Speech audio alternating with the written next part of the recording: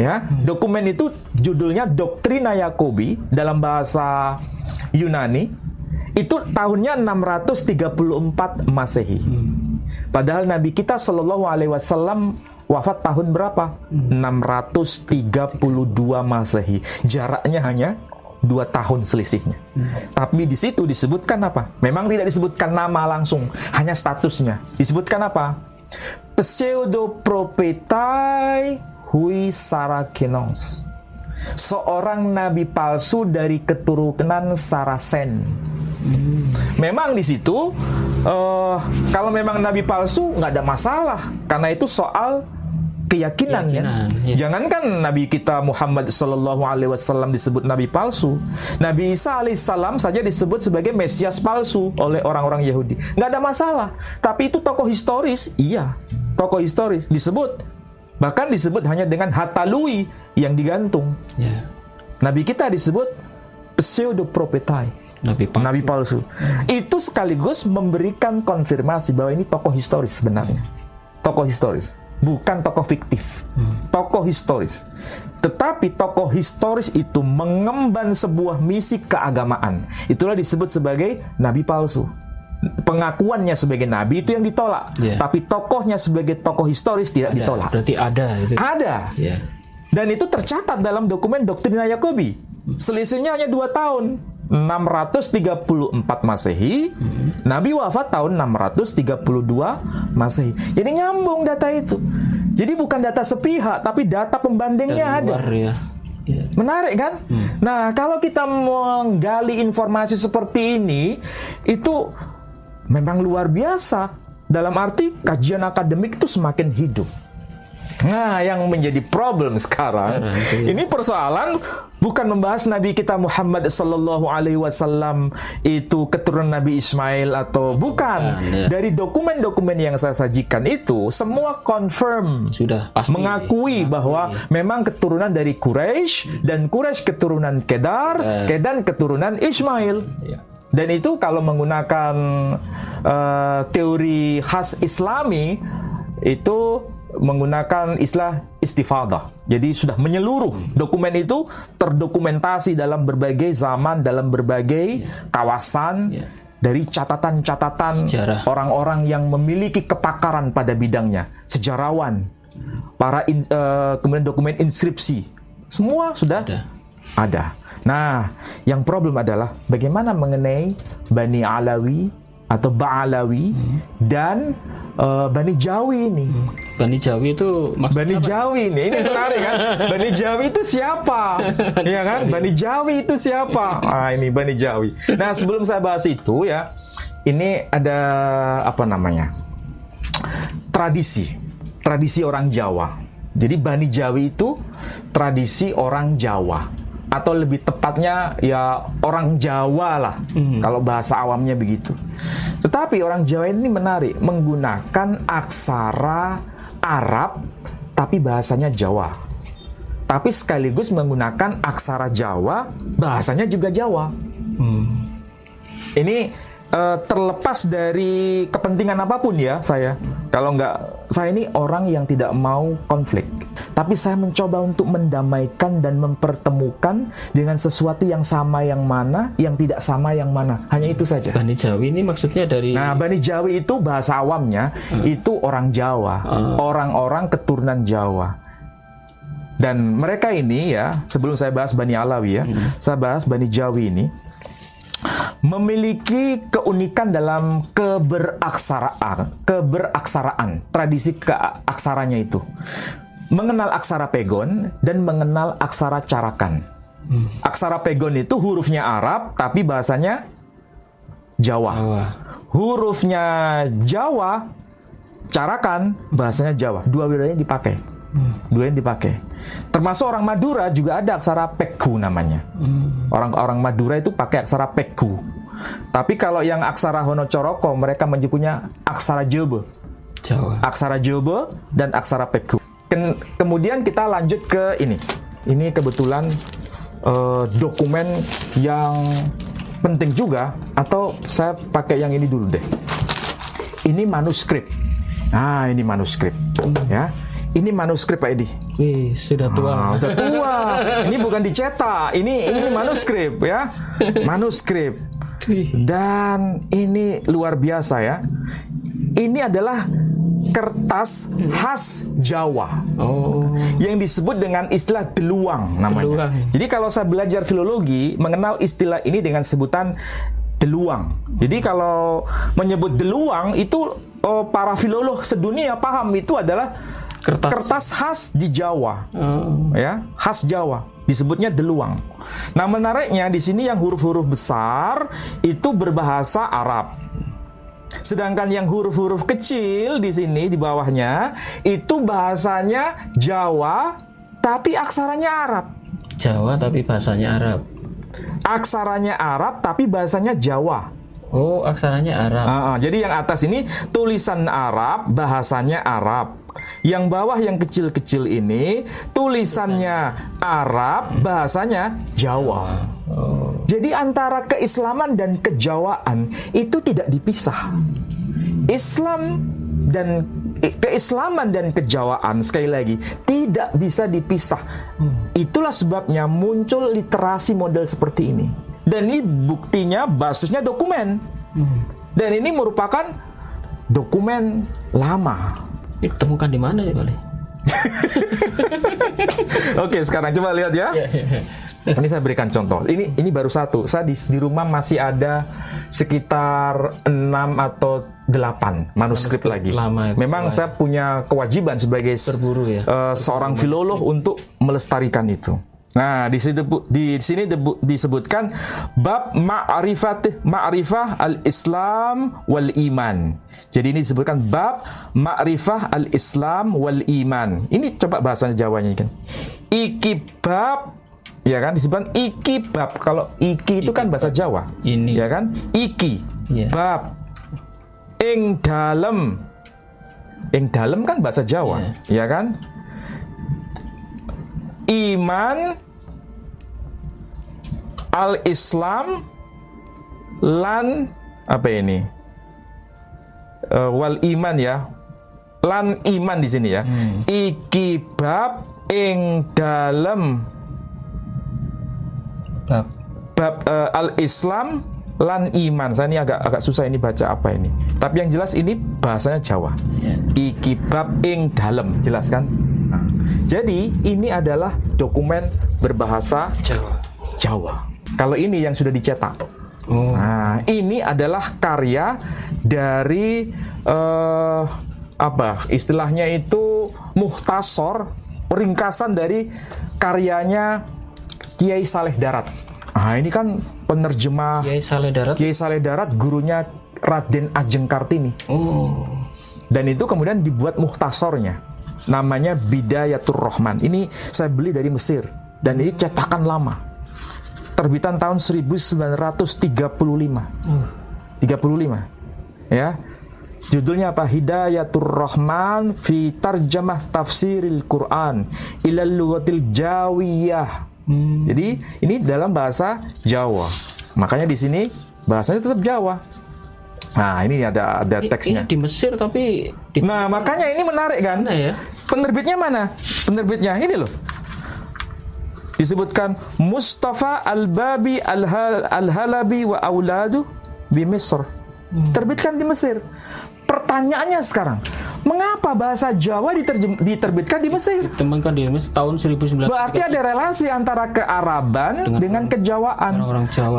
Ada relasi antara Jawa dengan Arab di Mesir. Itu sudah mafhum, sudah masyhur. Jangan dipisah-pisah. Ya, dan teksnya ini pakai bahasa Jawa, hurufnya Arab. Coba perhatikan di sini. Amma ba'du faqad qala Allah Ta'ala. Ya kan? Afala yatadabbaruna al-Qur'an kitabun anzalnahu ilaika mubarakul liyatadabbaru ayatih al-ayah. Tegese anoto apa ini? Ora podo angen-angen para menungso kabeh. maknane Quran. Nah, ini kan bahasa Jawa. Iya kan? Berarti ada orang Jawa di Mesir ya? Justru orang-orang Jawa dulu Iya. itu belajar agamanya itu sampai ke Mekah, Madinah. iya. Percetakannya sampai ke Mesir. Sama, iya. Kalau bahasa Jawa, huruf Jawa dicetak di tanah Jawa, itu ibaratnya Lumrah. biasa, gitu ya. lumrah. Biasa itu. Tapi dicetak di Mesir, itu baru di luar biasa. kebiasaan. Iya. Ini sudah terjadi dan ini dokumen lama, Pak Edi. Saya harus hati-hati kalau bawa dokumen ini. Ini penting. Artinya apa? Jangan dipisah-pisah antara kejawaan dengan keislaman. Dan ini menariknya, ini mungkin barangkali yang menjadi pusat perhatian kita. Kalau kita membahas soal Bani Jawi ini ya, Bani Jawi. Ini ada dokumen yang harus dilihat. Bani Jawi itu orang Jawa. Ringkasnya begini, orang Jawa itu tidak bisa dipisahkan dari Islam. Orang Jawa itu tidak bisa dipisahkan memori kolektifnya dengan sosok yang bernama Ismail. Nabi Ismail. Orang Jawa itu tidak bisa dipisahkan dari sosok yang bernama Aji Soko. Aji Soko. Aji Soko itu nenek moyangnya orang Jawa. Nama aslinya adalah Joko Sengkolo. Disebut dengan nama populer Aji Soko. Aji Soko. Dan ternyata kalau kita lihat manuskrip ya, baik itu di Jawa, di Madura, di Sunda, itu mengenal tokoh yang bernama Aji Soko atau Aji Saka. Artinya itu memori kolektif. Memori kolektif itu berarti diwariskan dari satu generasi ke generasi berikutnya, dan itu sifatnya apa? Pewarisan antar generasi. Dan itu melintas batas zaman. Dan ini kebetulan sudah dicetak. Penulisnya itu adalah siapa? Ki Bagus Burhan. Nama julukannya Ronggo Warsito. Ronggo Warsito. Jadi nama julukannya itu Ronggo Warsito. Ronggo Warsito itu lahir tahun 1802, wafatnya 1873 Masehi. Catat baik-baik. Wafat tahun 1873 Masehi. Sedangkan lembaga nasab yang terkenal di Indonesia ini, Robitoh Alawiyah, itu baru didirikan tahun 1928 Masehi. Iya. Tolong dicatat baik-baik. Robitoh Alawiyah itu baru muncul pada masa era Belanda, tepatnya pada tahun 1928 Masehi. Ronggo Warsito, penulis Serat Paramayogo, itu wafat tahun 1873 Masehi. Jauh ya. Pertanyaannya sekarang, siapa itu Ronggo Warsito? Nah, sekarang saya tunjukkan. Ronggo Warsito itu nama aslinya adalah Ki Bagus Burhan. Ini murid langsung dari Kiai Kasan Besari, pemimpin pondok pesantren Tegal Sari. Dan itu tersohor pada masa Belanda. Ya, pada masa Belanda tersohor. Ini kebanyakan para kiai itu jebolan dari sana. Dan kalau dirunut nasabnya, Ki Bagus Burhan atau Ronggo Warsito itu putra dari Yosodipuro. Yosodipuro itu juga pujangga Surakarta, sama dengan Ronggo Warsito.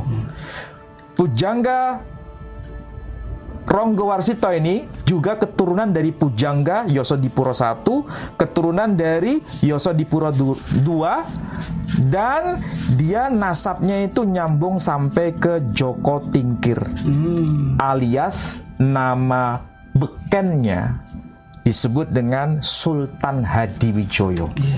Ya, siapa itu Sultan Hadiwijoyo? Itu ternyata nasabnya itu urutan ke-23 dari Kanjeng Nabi Muhammad Sallallahu Alaihi Wasallam. Joko Tingkir itu ya? Iya. Masa. Jadi ini nasabnya jelas dan ada catatan keluarga.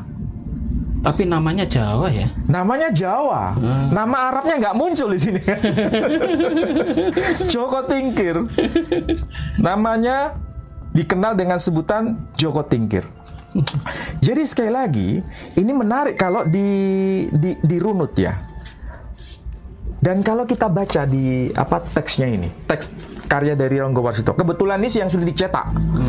Kalau manuskripnya saya nggak punya. Manuskripnya itu tersimpan di perpustakaan besar, bahkan tersimpan di Leiden, di Belanda. Tetapi yang sudah dicetak, dan ini dicetak pada masa Belanda. Udah lama sekali. Oh ya, Tulisan apa? harus hati-hati pegang ini Pak Edi. Tulisan apa ini? Nah, ini tulisan Jawa Pak Edi. Saya harus hati-hati. Nah ini ya, judulnya Paramayogo. Ini tulisannya Serat Paramayogo. Ya, judulnya. Nah, sekarang lihat di sini. Saya harus hati-hati dulu supaya nggak sobek. Aduh. Dan saya punya rencana untuk menerbitkan ulang buku Atau ini. di scan itu Pak Ari? Iya, harus di-scan. Iya. Supaya nanti kalau di-scan nggak dibolak-balik lagi kan. Iya. Kalau nggak di-scan nggak bisa. Ini muncul nama tokoh yang sedang dijelaskan. Nama tokohnya adalah Aji Soko. Ya. Aji Soko. Aji Soko itu siapa? Aji Soko itu keturunan dari Prabu Sarkil. Prabu Sarkil itu siapa? Nanti ada teksnya ya. Di sini ringkasnya di sini dimulai dengan ini. Kacarios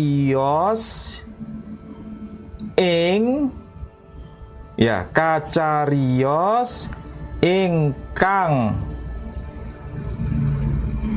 Apa maksudnya Kacarios ingkang? Telah diceritakan di dalam apa itu? Kitab Soro. Kitab Soro.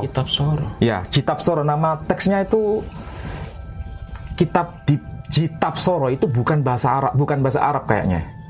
Dan itu PR bagi orang Jawa yang mengaku Bani Jawi. Tolong cari kitab Soro karena itu menjadi rujukan dari Ronggo Warsito. Bahkan disebutkan kitab Miladuniren juga.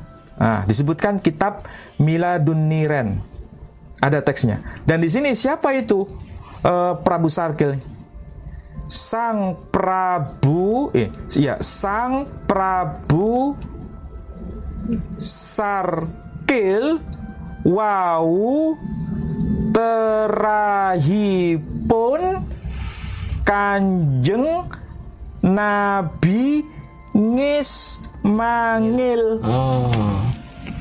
Jadi Prabu Sarkil itu masih keturunan dari Nabi Ngismangil. Sementara Aji Soko itu nasabnya nyambung dengan si Prabu Sarkil, dan Prabu Sarkil keturunan dari Nabi Ngismangil. Dan Aji Soko itu datuknya orang-orang Jawa. Makanya di dalam teks yang terakhir di sini ya disebutkan Aji Soko ngajawi. Aji Soko menjadi orang Jawa. Jadi Aji Soko itu menjadi orang Jawa, hilang asal usulnya itu kayak apa sudah jadi Jawa, menjadi Jawa sudah. Dan itu menurunkan orang-orang Jawa ya. Jadi kalau orang Jawa ketika memori kolektifnya itu disambungkan kepada Ismail, tidak mungkin orang Jawa itu tidak Muslim. Karena mereka kalau sudah menjadi Jawa itu merasa dirinya keturunan Ismail. Dan siapa itu Ismail? Nabi Ngismangil. Orang Jawa itu kan nggak bisa menulis Ismail tapi Ngismangil. Alhamdulillah. Ya, jadi dan di sini Pak Edi kalau tahu ya, ternyata Aji Soko itu nanti bertemu dengan Kanjeng Nabi Muhammad SAW. Kayaknya ini ya, meskipun boleh jadi orang-orang itu meragukan itu mitos barangkali ya. Itu maksudnya Ismail ketemu Nabi Muhammad gimana itu? Oh bukan. Aji Soko itu ketemu Nabi Muhammad SAW.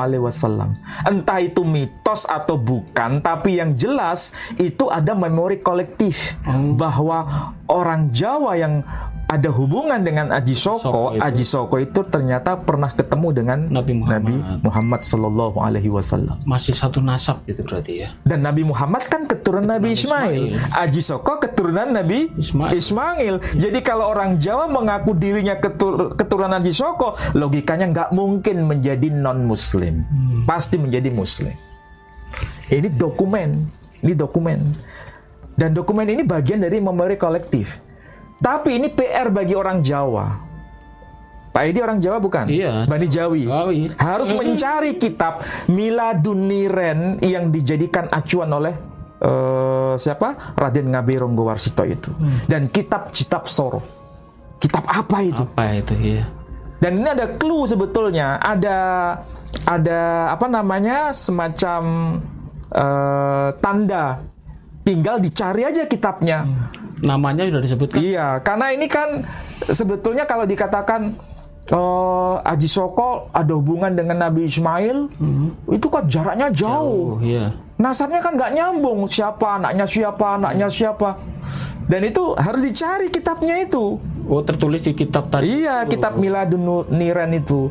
Tapi kalau kitab Miladun Niren itu pasti asalnya dari bahasa Arab itu. Milad itu kan artinya kelahiran. Niren dari kata nuroin. Jadi kitab kelahiran dua cahaya. Nasabnya. Nah, ini kaitannya dengan nasab ini. Iya. Dan ini pasti orang Jawa harus cari. Kalau nggak dicari nanti mungkoti istilahnya. Mungkoti apa itu? Terputus nasabnya. Tapi harus dicari. Dan ini PR bagi orang yang disebut Bani Jawi.